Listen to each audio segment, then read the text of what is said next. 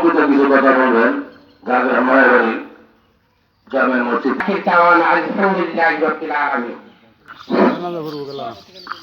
এখন কিছু কথা বলবেন।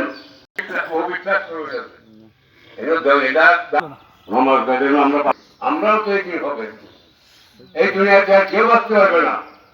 হ্যাঁ দেখেন গোবর একটা জিনিস, মানুষ মরে না, গাইলে মাটি বাইর মাটি উপরে বাসের কাছে খাটতির উপরে মাটি, এই ঘরটা কত বড় আন্দায় জানেন।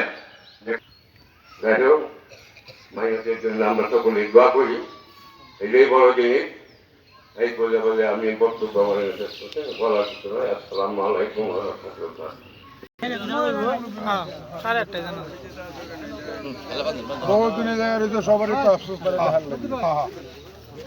অনেক লোক তো হয়তো দেখছে না, নাও দেখতে পারে।